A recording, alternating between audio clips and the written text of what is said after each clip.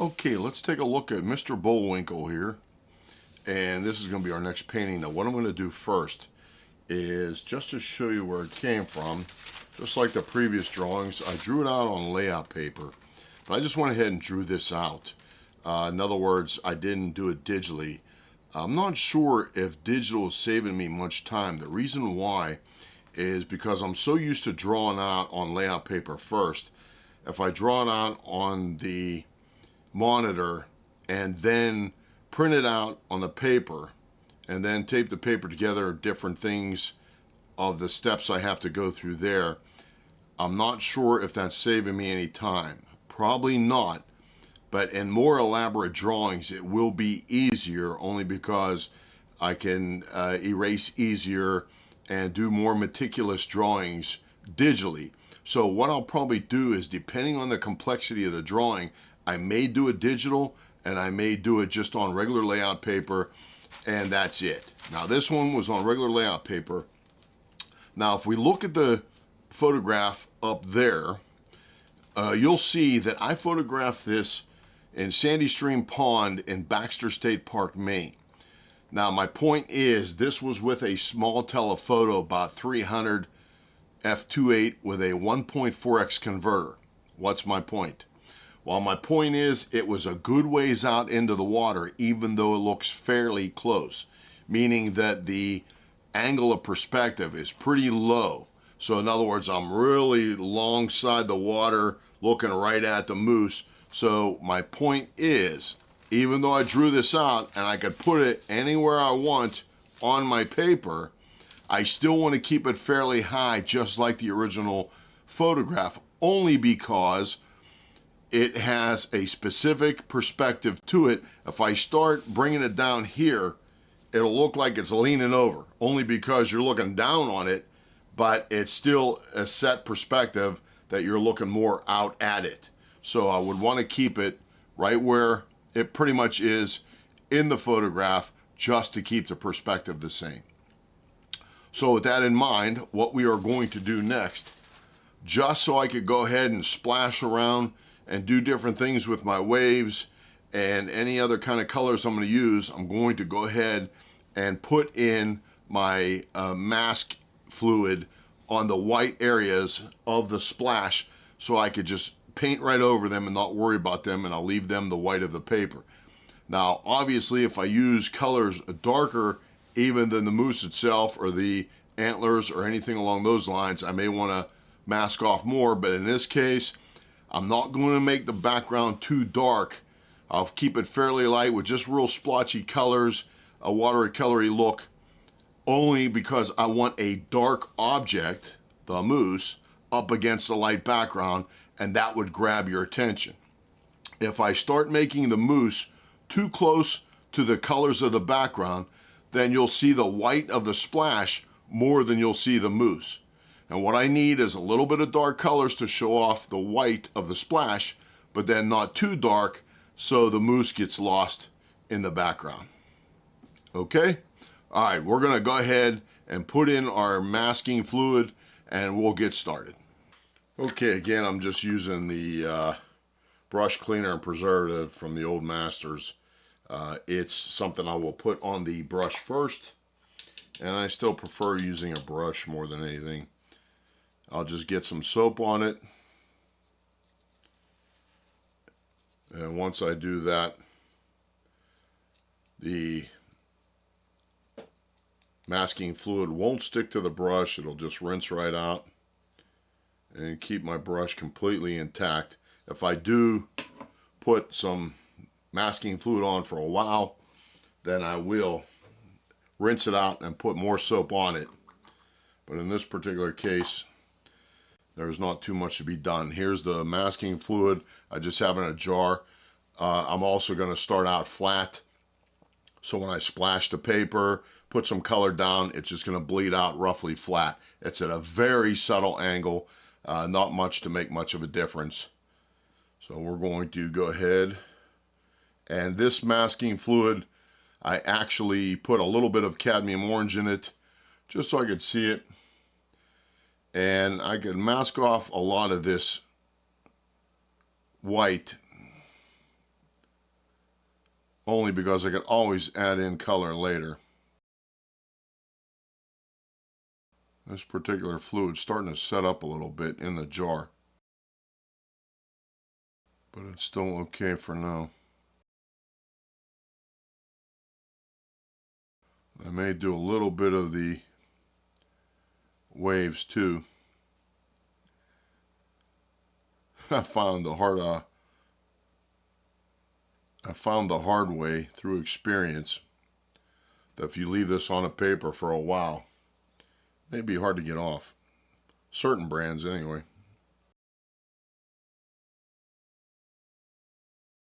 I'm going to leave this probably a cobalt blue up here just to reflect the skylight, to show that there's still water puddled on the antler itself, draining off.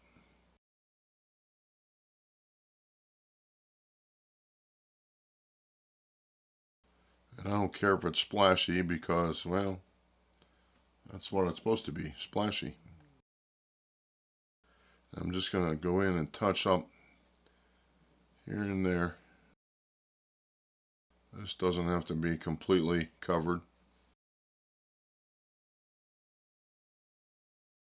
I also have to do the reflection.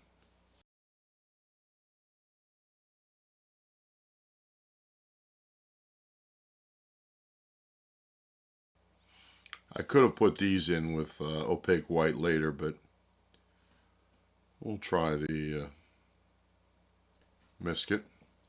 That should be it. A little bit more on this right here. Believe it or not, he was kind of twisting his head as he got up. They do everything they can to stay away from bugs. That's it. Okay, I think we're ready to go. Now I'm going to wet this down, but I'm going to spray it so it's an uneven wet. And then I'm going to use my cobalt turquoise. I added these three colors. I just could not do without them. Cobalt turquoise, the Windsor violet, and the cadmium yellow deep, which is a really nice vivid orange. Then what I'm going to do is mix the cobalt turquoise with the lemon yellow, and I'll get a really nice snappy green. And then I'm also going to put a little bit of quinacridone gold in it, and that's when I'm going to make my splotchy colors with just yellows, golds, and greens with the background, but I'm going to keep it fairly light. So I'm only going to put a little bit at a time down, and if I have to, I could build up layers, but I want each layer to be really dry between that and the next coat. So let's go ahead and spray this down. And again, this is going to be a very uneven spray. Big water droplets here and there. Other places will not have anything. And we're going to just take a little bit of this and a little bit of this. There's our green.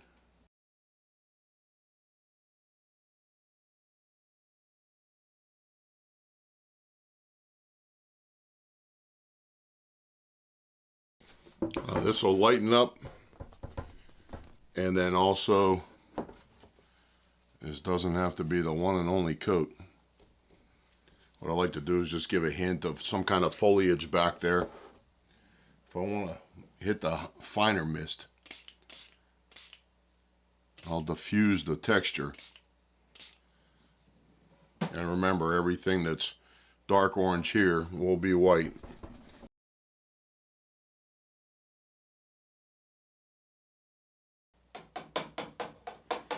This is just clear water. Okay, I'm going to let that dry, and then I think I'm going to put another coat of maybe blues over it, and maybe cobalt violet. And we'll build up maybe one more layer of paint after that dries good. Be back with you shortly. Okay, I'm going to splash some water down again. It's all dried. This time I'm going to use a brush right to the paper. I'm going to go around, dry this up just a little bit, just to keep it out of the mousse. Okay, now we're going to go with a bit of cobalt violet, cobalt blue, real light.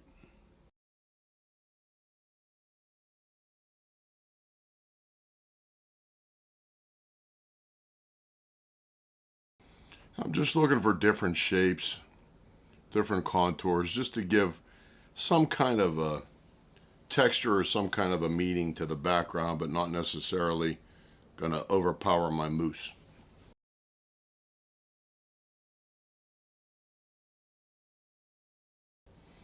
And what I'll do once this dries, I'll take my water waves back up into this just a little bit, and just to set the water, to start to set it back in, but then I'll end it in just about a clear pattern of what's there already.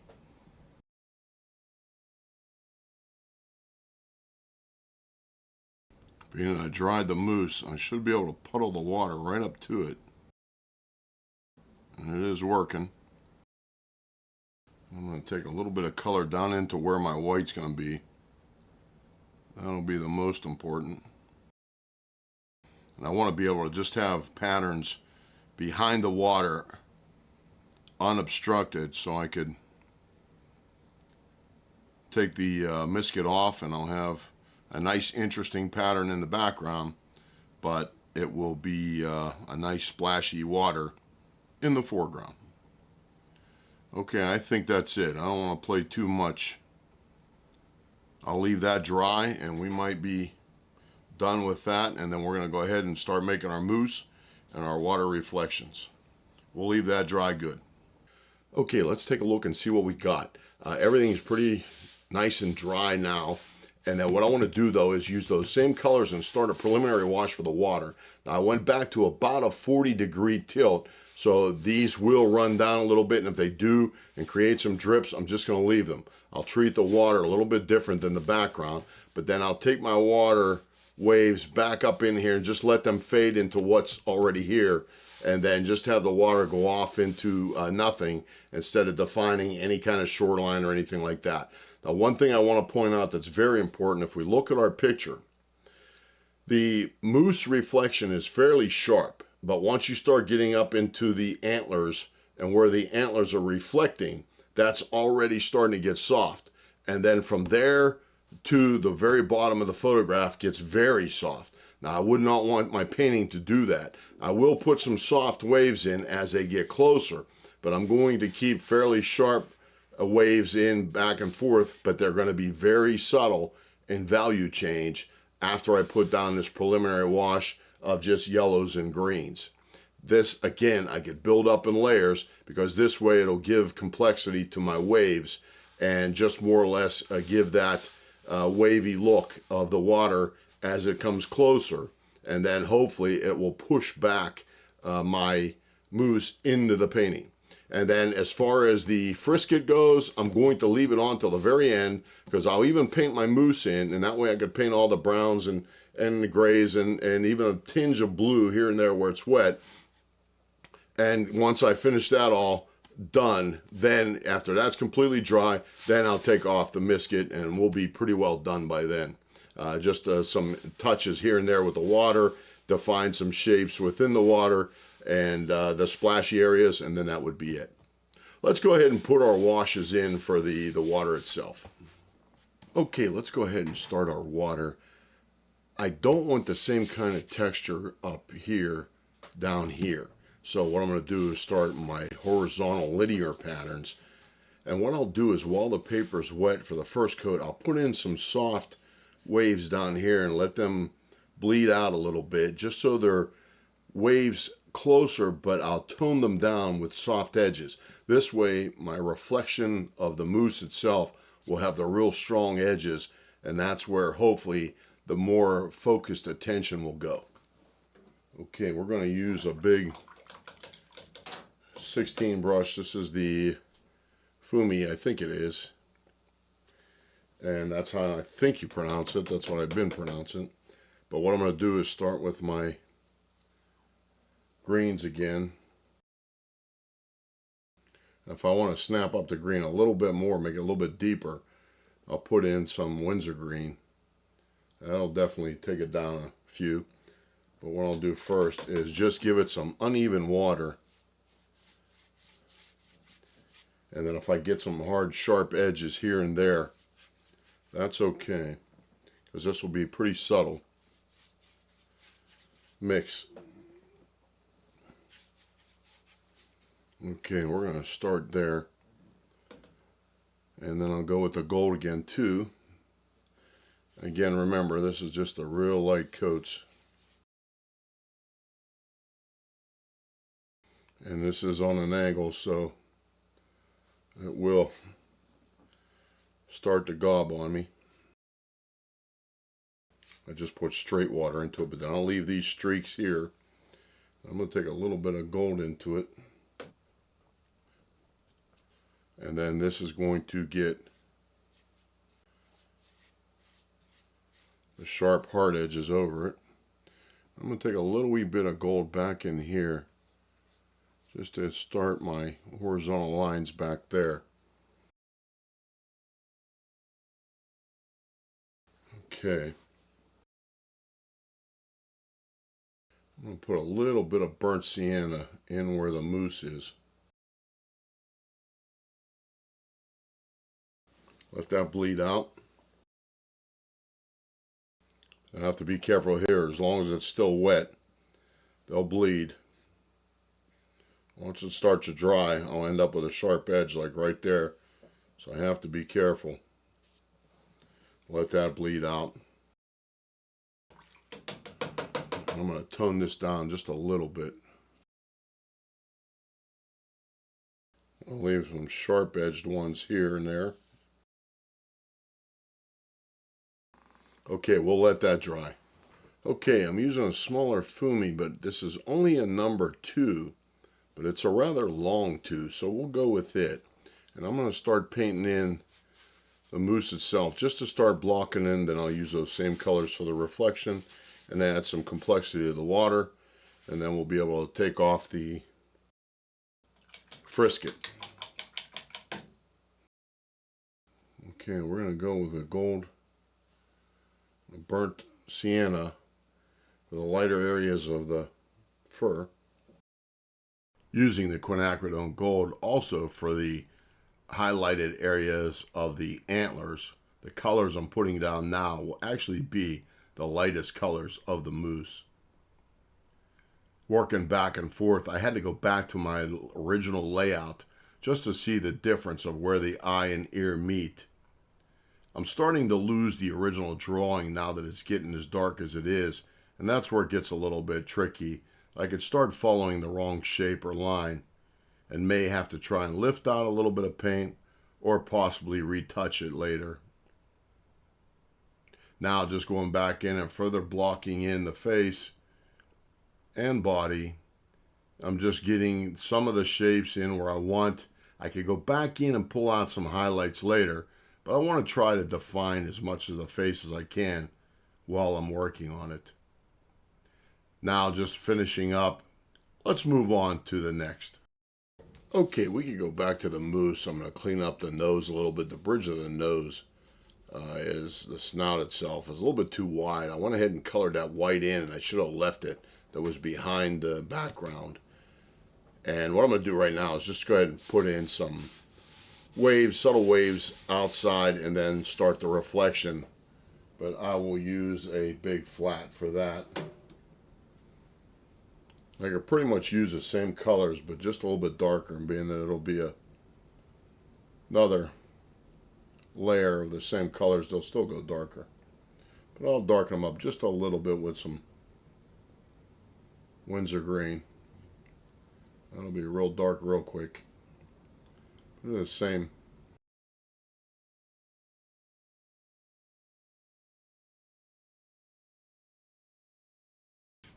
Now I'm just taking some clean water back over the same thing, just to soften some of the edges, but some of them will stay sharp.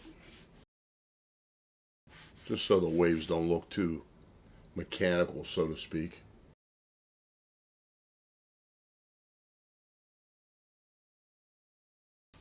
And once I get to the moose itself, they're going to be real dark. If I start turning the brush sideways, I'll get a wider wave, but I could go to a bigger brush too, so depends on what I need.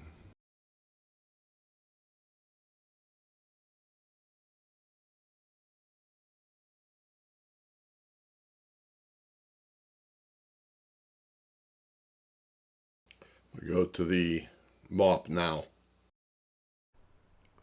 The mop will give me more of a streaky effect. I'll do the same thing with these particular strokes, and that is go back over them with some clean water and then some different colors. This will add a little bit of complexity to the waves.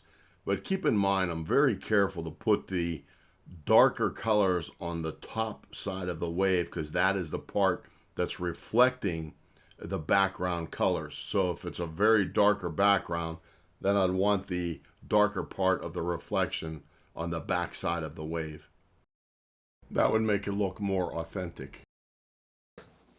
Okay, this is pretty well dry. What I'm going to do is take one last layer of a grayish green, probably actually a greenish gray, and over everything, and that'll reduce the contrast, but I want to try and make it a little wee bit darker towards the bottom, just to have a natural progression of close to distance.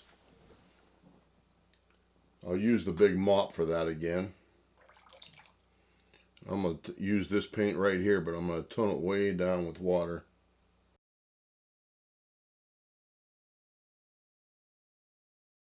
This will eliminate some of the contrast.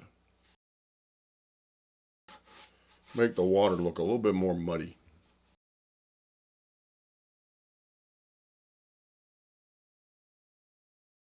And with the glazing, we could do it.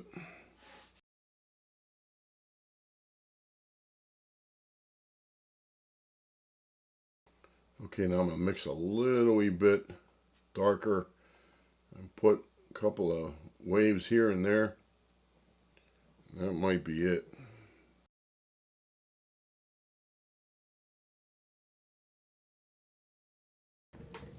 Okay, I'm going to let that dry.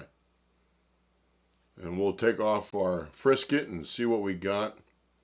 That's going to change things a lot with the white. Okay, we're going to do a couple things here. We're going to fix up a couple things. I'm going to fix up his just the head a little bit, and then also I think I'm going to put a little bit more darker browns and blues down in here. The reason why is right now I have a even contrast across pretty much the whole entire picture except the moose itself.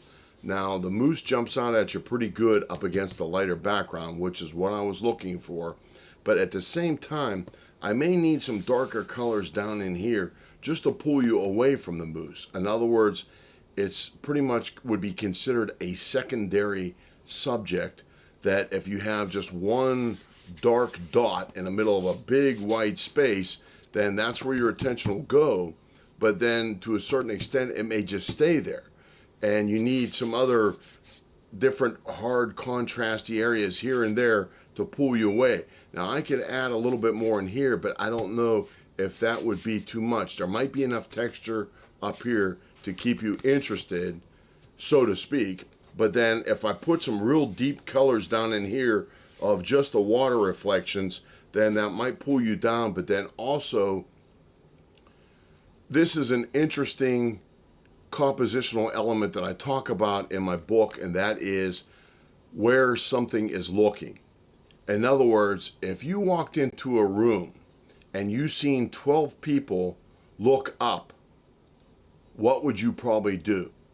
You'd probably look up because it's natural curiosity to see where a whole group of people is looking and what grabs their interest.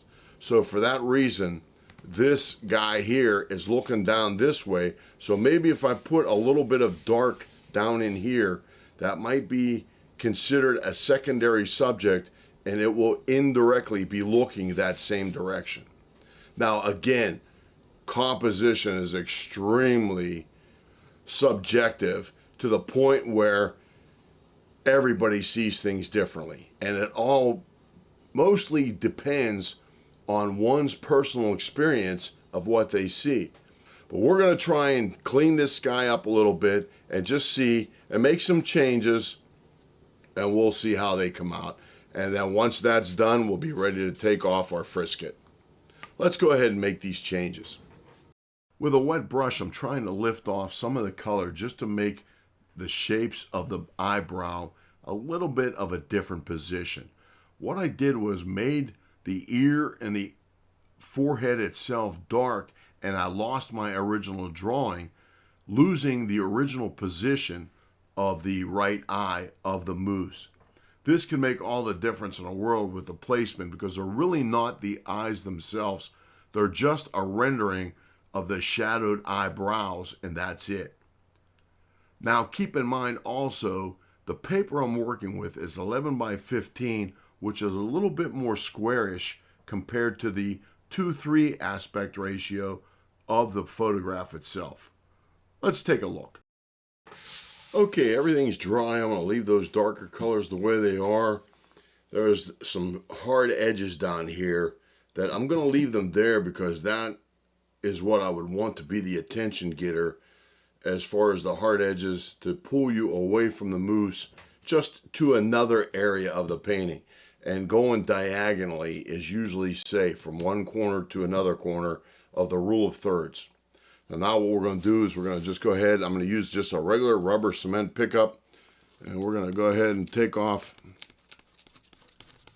our Frisket and see what we got.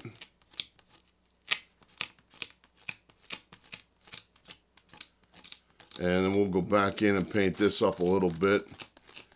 Just add some color and a little bit of wave action. And a little bit of just texture and detail into the splashing water.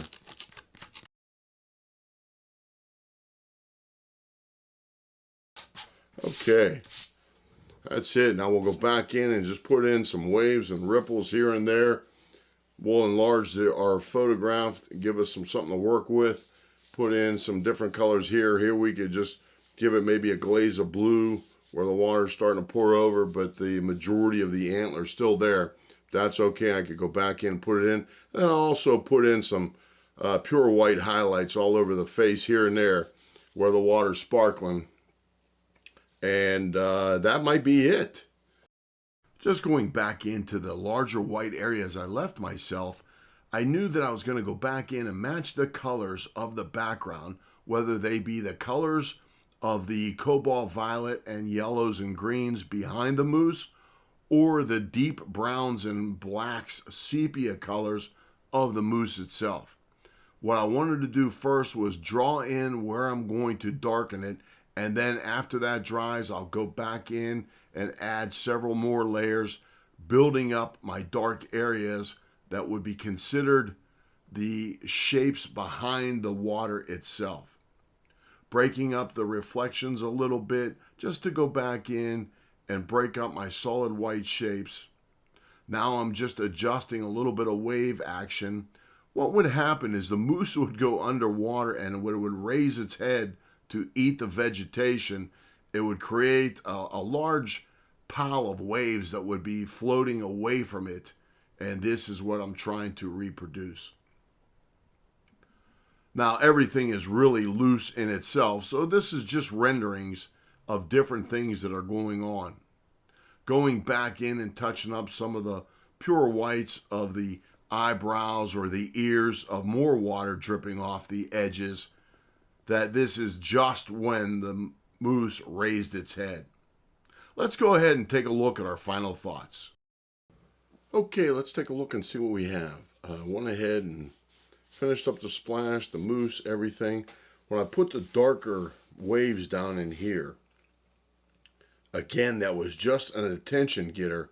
And what I like to do, even when I photograph and or paint, that I will look at my subject and squint my eyes and see if there's any other shapes that grab my attention. And these are kind of working. They could even been a little bit darker, but I'm just going to leave them the way they are. And that way I'll just give some kind of interest than just the moose itself, because the moose definitely jumps out at you up against the lighter background. There's a little bit of a darker background in the photo. I'll zoom out, and we could see that this background is a good bit lighter than the photo itself, so I don't mind that. But then also just taking the waves up in and just stopping them, I kind of like that concept also. but then everything else is just a real deep reflections of the mousse itself, and broke up the water reflections a little bit after we took off the Frisket. And that's about it. Hopefully you picked up something from this one. It was rather quick, and I will be doing plenty of these and detail and acrylic soon. This one, since I do have it on the layout paper, when you do this and draw it out on layout paper, then you could also even consider trying several versions of the exact same thing, because watercolor is so spontaneous. You may get different effects in your background and your water, anything that you try, and this way you may even have some to pick from, but I'm sure you'll learn something from each and every one you try, even though it's the exact same painting. So, until I see you out in the field or back at the studio, thanks for watching.